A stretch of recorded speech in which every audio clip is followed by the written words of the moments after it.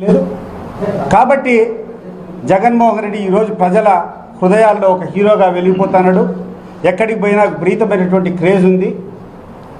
ఆయన క్రేజ్ని ఎట్లా తగ్గించాలా, ఆయన మీద ఎట్లా బురద జల్లాలా, ఆయన అనుచరుల మీద ఎట్లా బురద జల్లాలా, ఆయన దగ్గర మంత్రులుగా పనిచేసేటువంటి వాళ్ళ మీద ఎటువంటి బురద జల్లాలా, వీళ్ళ మీద ఎట్లా తప్పుడు కేసులు పెట్టాలనే ఆలోచన తప్పితే ప్రోగ్రెసివ్గా ముందుకు పోయినటువంటి సందర్భం ఏమైనా ఉందా అని అడుగుతున్నాను నేను. మరి నువ్వు ఈ రకమైనటువంటి చిల్లర రాజకీయాలు చేసేటప్పుడు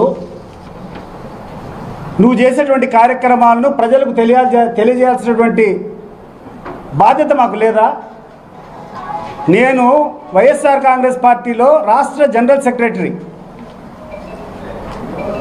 నా యొక్క బాధ్యత ఉంది కదా, ప్రజల తరపున పోరాటం చేసేటువంటి బాధ్యత ఉంది కదా.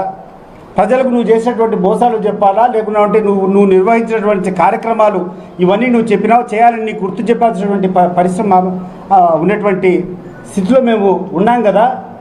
మేము చెప్పే కార్యక్రమం చేస్తూ ఉంటే భరించలేక కొంతమంది మీద తప్పుడు కేసులు, కొంతమంది మీద లేనిపోని ఆరోపణలు.